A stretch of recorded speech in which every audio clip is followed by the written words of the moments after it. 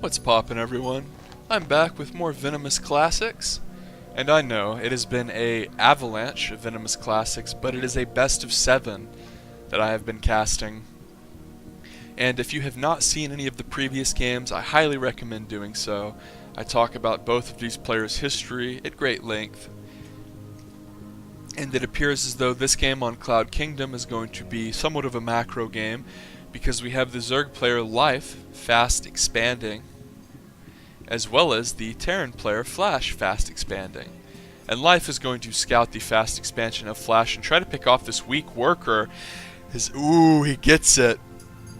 Life's drone goes all the way down to 1 HP, and Flash attempted to kind of like gang tackle the drone, but the drone managed to get away there. So Life threw out a drone early to see what Flash was doing, and sees that, well, okay, he's fast expanding on the low ground. I can be greedy. I'll go 3 hatchery before pool. Pretty much the greediest build Zerg can do. Notice he even went into gas right after those 3 hatches. So normally when you go 3 hatch before pool, you want to delay your gas, but I suspect that Life is probably just going to mine 100, get speed, which of course is pretty much essential for Zerg, and then mine pure minerals, make a ton of lings and queens and drones, and go from there.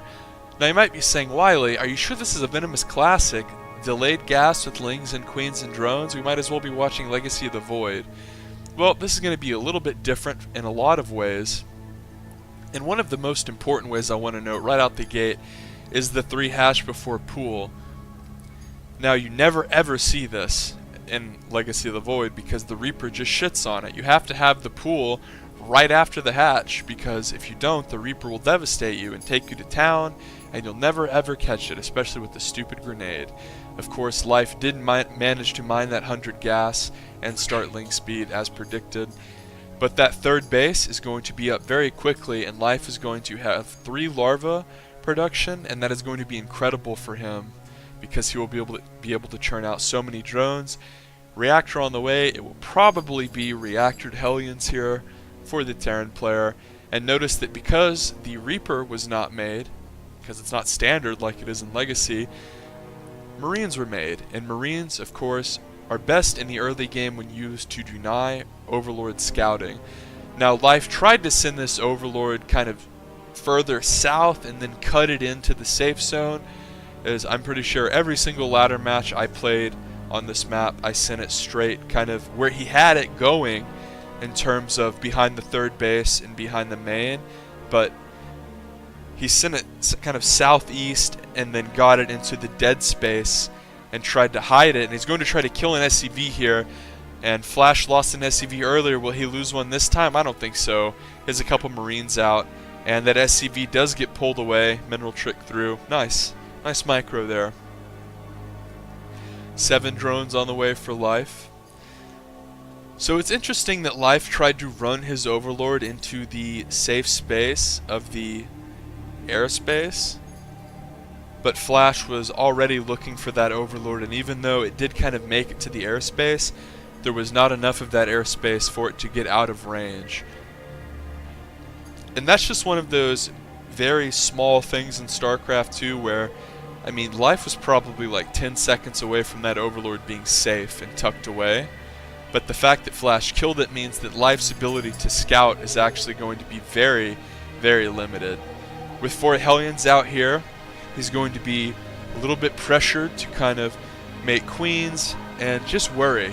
He'll make a few lings, and he'll continue to just kind of feel his way out through this mid-game. Now, Hellions are very standard, and you might be wondering, wow, this game's 4 years old, this match, not this game. This match is 4 years old, and we're still seeing Hellion openers from Terran. That must mean that the Hellion is somehow very good versus Zerg in like a essential bread and butter game design sort of way, as opposed to like a city metagame thing, and it is. The Hellion is not only good against light units like Zerglings, but the fact that the Hellion is so good at killing workers means that making about 6 of them in the early mid-game means that Terran exerts such pressure on Zerg that the Zerg is forced to always be scared that the Hellions can run in and kill all their workers. Now, this was something that was kind of discovered all the way back in 2010 when the game first came out. Whenever they were playing on maps like Steppes of War and Delta Quadrant and Lost Temple, a lot of these maps where Terran could really surprise Zerg because of the short rush distance or the natural being very hard to hold. And oftentimes that came in the form of an aggressive build, but as Terrans moved away from doing a lot of all-ins when the game first came out, they kind of discovered that they could keep Zerg honest with Hellion openers, because if you threaten with Hellions, the Zerg can't make mass drones, because if they make mass drones completely greedily, then you can run in with Hellions and kill all of their drones. Now, there was actually a big significant metagame turning point in 2012 whenever we saw the Queen get a range buff, and this actually led, in addition to an Overlord speed buff, to Zerg gaining a lot of power and retaining that power for a while. But the Queen going from 3 ground range to 5 really meant that the Queen became this sort of, you really have to have this unit to support your hatcheries and your creep spread unit, and kind of became like, okay, this is a unit that you can build to defend a ton of different stuff, as another huge attack, just like we saw in Akalon, is coming here for life, as he's delaying his Spire to do an insanely large 1-1 Ling Bane swell. Flash is trying to tech up into 2-2, and even though he has a beautiful wall here that Donnie Trump would be jealous of, he's going to get it smashed as Life rolls in here with a ton of Banelings with 1-1, and Combat Shield's about to finish. He has to get this wall up. Oh no! Bane scream forward here, and they come through, crashing into the wall. They might go into the SCV line, and they're getting close, as you have to have some more hits there, Life, as only a few SCVs die, 17, and if Life had just diligently right-clicked about 4 more Banes, that would have just been an insane amount of SCVs killed. And more Marines are going to try to hold off that big attack, but remember, an insane amount of gas was invested into that, so if Life does not kill Flash here, if Flash can stabilize, Life Spire is just now being started, so Life did delay a lot to get this going.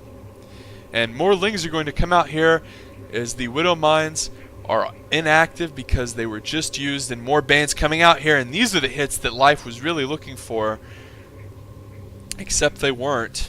And oh my goodness, 2 droopy Banes, 2 droopy Banes. Oh, that was filthy.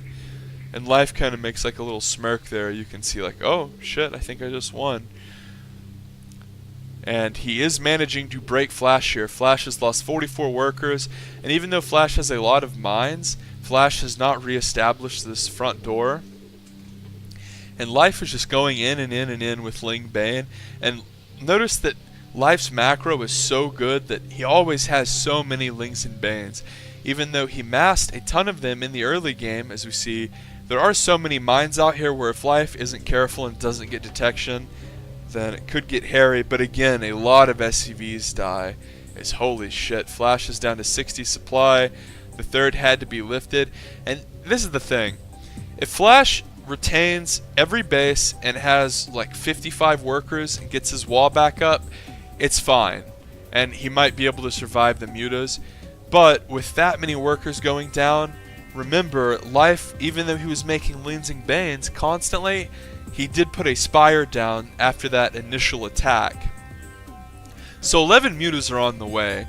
And even though mines have come out to stop the Ling Bane from killing Flash, Flash just doesn't have a third, he doesn't have turrets, he's very far behind, and he lost so many workers where he's not going to be able to Mule Hammer and drop his way and Widow Mine hit his way back into this game. And you can see that Flash was not expecting mutas because he did not have the mines in his mineral line. Had he known the mutas were coming, shit, maybe he could have hidden 4 mines and gotten a big connection. Because Life didn't have an Overseer. But as it stands, the series that is currently tied 2-2 is heavily in favor of the Zerg. And again, whenever Life went for a massive Ling Bane attack, he did lots of things to make sure that the Terran player would be caught off guard. As we see, nice Widow Mine hits there, but a shitty wall is going to cost Flash possibly the game here.